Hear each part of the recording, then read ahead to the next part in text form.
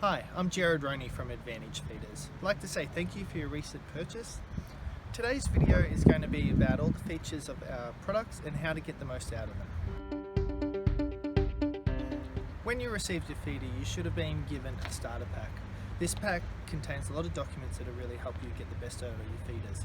So the documents include standard operating procedures, our user guide, consumption logs to keep track of consumption through the feeders, and a chart to show you how to set up the adjusters. This white part here is called the adjuster guard. Its purpose is to stop the animal's tongue bulldozing up and down this licking area, so they have to stand in that one spot, the tongue go in and out. To remove it, we simply push on this spring clip here and slide it up and past. To replace the adjuster guard, we need to initially put it in the groove of the spring clip and then behind each of the three adjuster braces before finally pushing it down into the other spring.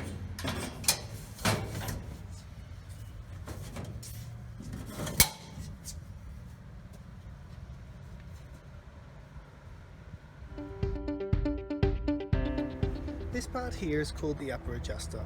It controls how high the feed flows into the feed access area. So the higher it is, the more feed flows in there, easier for stock to access. As you can see, the handle is connected to the upper adjuster. So moving the handle up and down changes the height of the upper adjuster. Our lower adjuster has 4 locking bolts in the trough. So when we need to move this to change the ration, we need to undo the bolts, and then it's free to slide up and down. So by changing how much feed drops into the feed access area, changes the ration for the stock. So to accurately set it, it has an orange arrow here pointing in line with our dot system. So to position number 5, we just lower this until the arrow is in line with it, and then we can fasten all the locking bolts. When feeding pellets or other dusty feeds, it's going to increase the frequency of cleaning the feed access area here. So the dust within the feed mixes with saliva from the animal and builds up in this area here. So it prevents the feed flowing under the upper adjuster and allowing the stock to lick it. We've engineered a solution for this with our adjuster guard. It can be positioned 2 ways. The first way is with this flange positioned here so the tongue can just bypass it. The alternative way is to rotate it 180 degrees so this flange is covering this licking area here. When changing the orientation of the adjuster guard, we need to lower the lower adjuster. So that needs to be lowered to a position where this gap into the licking area is the same when it's got this flange covering part of it. So first of all, we need to take off the adjuster guard, and then we need to drop it from currently in position 3 to position 6, because the 3 dot difference equates to the same distance of the flange on the adjuster guard. So we need to undo our locking bolts on our lower adjuster, position it to hole 6,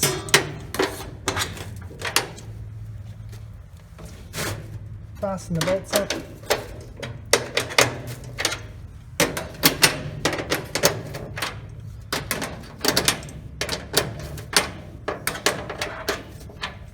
and then we rotate the adjuster guard so the flange is down. So the alternative position is how we had it before, with the flat side up.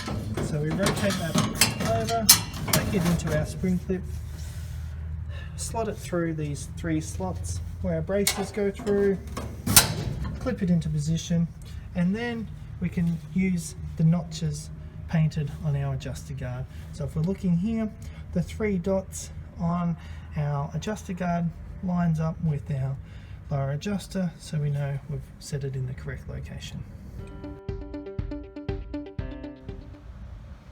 The best way to train stock to the feeder is to give them a really good reward for the first 2 to 10 days that they have the feeder in the paddock.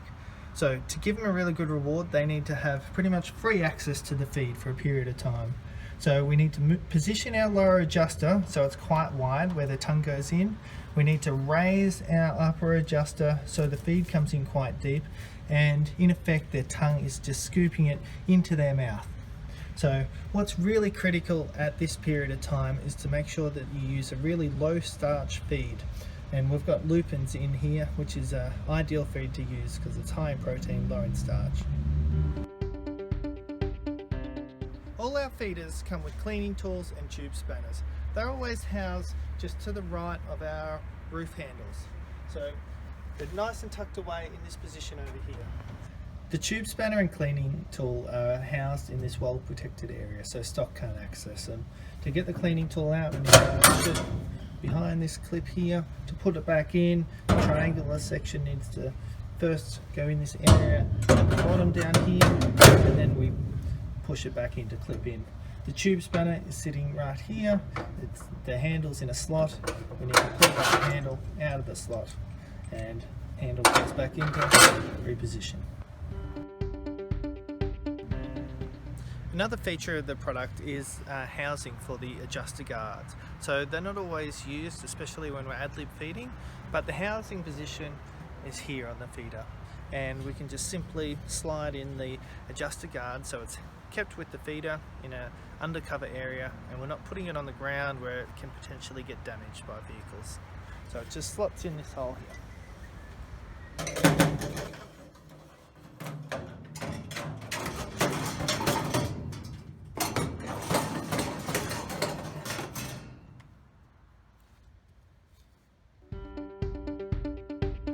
From time to time, you're going to need to clean the feed access area. To do this most thoroughly, we suggest you go to each corner of the feeder and move our upper adjuster into the highest position. This will allow us to get under that upper adjuster better. Next, we've got to take out our adjuster guard, and then we use a cleaning tool, and preferred direction is this one with the little flange on the end, and we run it along our looking area, flicking the feed into the trough as we go along. One of the features on our grain feeders is our adjustable width tine guides, so they can be moved narrower and wider to suit your own equipment on your farm. So in this feeder here, we've got it set up in the narrowest position between the tine guides, and we can simply make that wider by undoing these two bolts here, moving the tine guide and adjusting it into the wider locations. All our feeders have hinged roofs that are fastened with drop lock pins. So all we need to do is get the drop lock pin facing up, pull the roof down and let it go. To shut it, just as simple.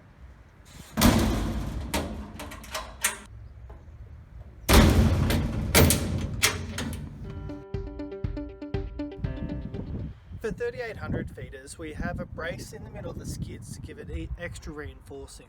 So this feeder is set up at sheep height, so we have the sheep brace here, but if you need to change it over to cattle height, you just take out the pins in the legs and then move the skid down, and then you need to replace this brace with the cattle one. So the cattle feeder brace is stored underneath the feeder